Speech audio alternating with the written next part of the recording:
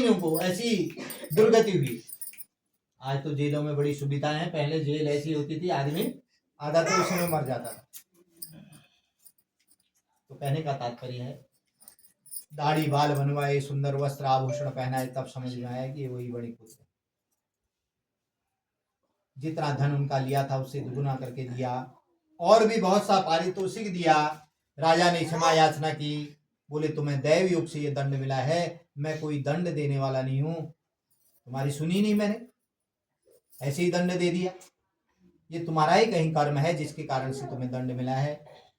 अब तुम निर्भय हो जाओ और अपने घर को जाओ। इस प्रकार से जब आज्ञा राजा की मिली, ये दोनों बड़े पुत्र अपना धन लेकर के नगर की ओर प्रस्थान करते हैं।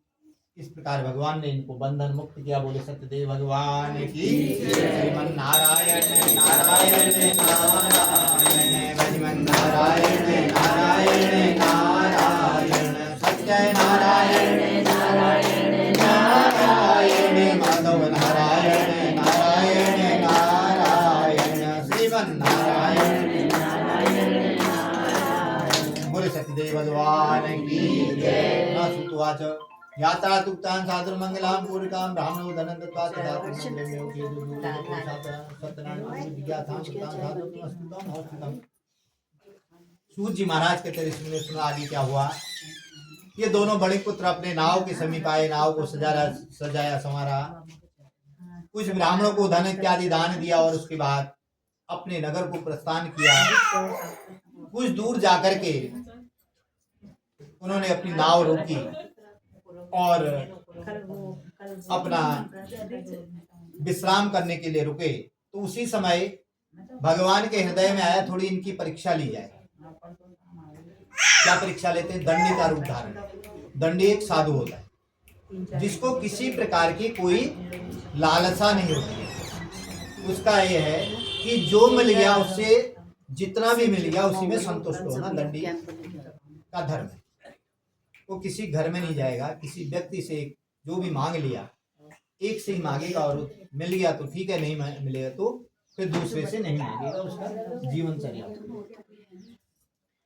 तो ऐसे आज इनसे मांगा भी नहीं, केवल इनकी कुशल से पूछी। बोले बड़े पुत्र बड़े थकान से लग रही, क्या बात है, कहाँ से आ रहे हैं, कैसे हैं?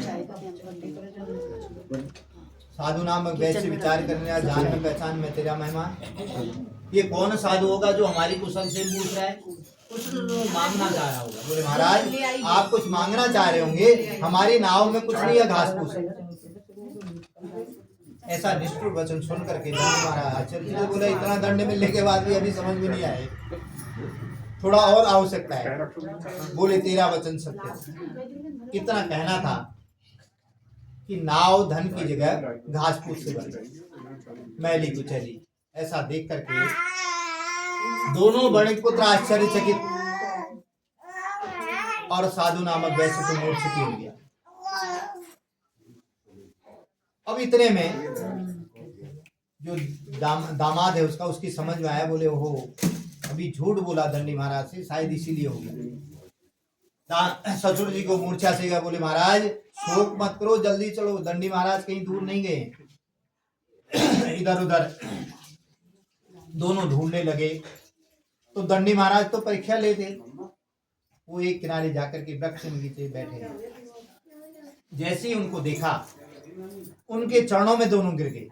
बोले त्राहिमाम शरणागतम, हे प्रभु मैंने आपसे झूठ बोला जिसके कारण से नाव धन की जगह घास फूस से भर गई। बोले साधु तेरा तो रोज का स्वभाव है झूठ बोलना, तूने आज ही थोड़ी झूठ बोला, तू तो कब से मेरे साथ झूठ बोलते आ रहा है, और तुझे दंड देने वाला भी मैं हूँ, लेकिन तेरी समझ में फिर भी नहीं आया।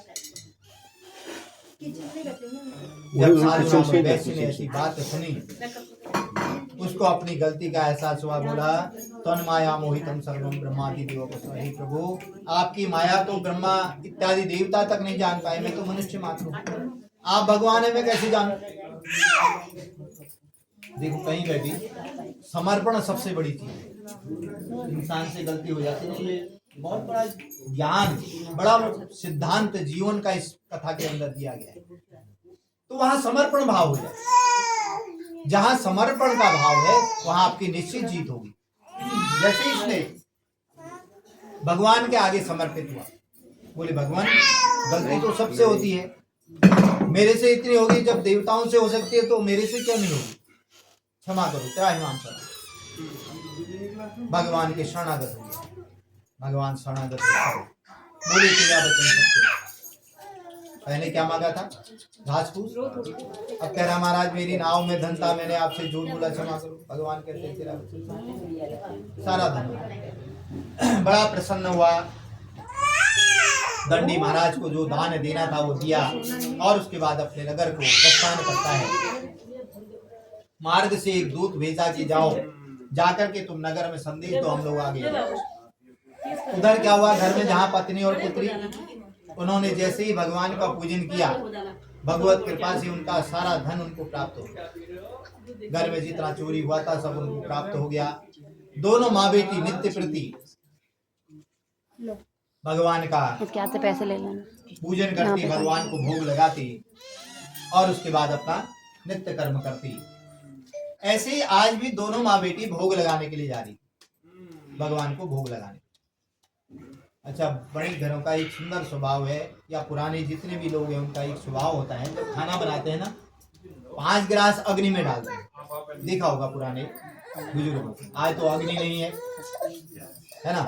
पहले अग्नि को 5 गिलास चढ़ाई, उसके बाद एक गोग्रास निकाला, गाय को दी।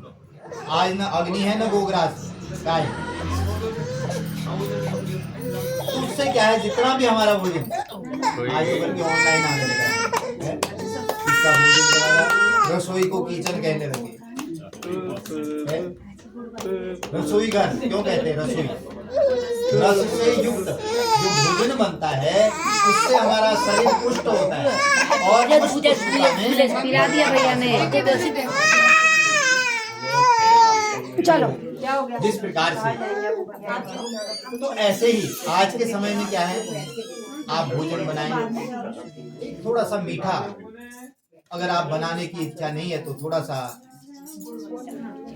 गुड़ में या शक्कर में या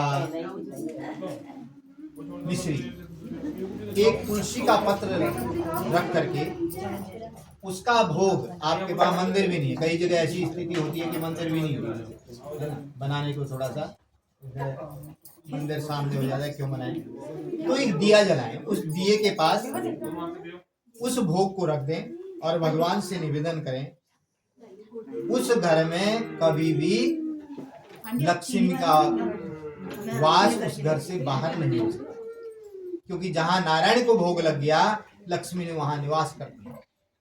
ये सबसे बड़ा में ले और अच्छा, उस समय भोजन पता नहीं था, 5 गिलास डाले, सबको भोजन परोसा, वो प्रसाद रूप बन जाता है वो भोजन जो है, क्योंकि अग्नि साक्षात नारायण है। कलयुग में 5 साक्षात देखता है, सूर्य, अग्नि, ब्राह्मण, शालिग्राम और गाय, साक्षात देवता है। इनको अगर भोग लग जाता है तो उसके बराबर कहीं भी पुण्य नहीं। तो कह रहे इस प्रकार से, जब इन्होंने भोग लगाने के लिए जा रही थी दोनों माँ बेटी, तो उसी समय दूत संदेश लेकर के आता है कि आपके पति और दामाद नगर के समीप आ गए हैं, उनकी आगवानी करो। देखो, कभी भी कार्य कर रहे हैं ना, उसमें धैर्य नहीं छोड़ना, पहले कार्य को करो, तब उसके बाद अन्य काम, चाहे कितना भी महत्वपूर्ण क्यों न। तो वहां क्या हुआ, दोनों माँ ने जो है बेटी के हाथ में थाल पकड़ाया, बोली बेटी तू भगवान को भोग लगा देना, तब तक मैं उनकी आगवानी करती। थाल बेटी के हाथ में छोड़ करके भागी। जैसे ही वहां भी नहीं पहुंची होगी, इतने में बेटी के मन में आया, बोले पति दामाद तो मेरे भी आ रहे हैं, पति और पिता तो मेरे भी आ रहे हैं, मैं क्यों न जाऊं। भगवान बाद में भोग की थाल खिसकाई और बिना भोग लगाए, बिना प्रसाद लिए वो भी दौड़। जैसे ही नदी के समीप पहुंची, उसको पति दिखाई नहीं दिए, तो अब इधर उधर देखने लगी, कहीं नहीं दिखाई दे, तो माता पिता से पूछने लगी। माता पिता की दृष्टि भी जब नाव की तरफ गई तो देखा नाव ही नहीं है।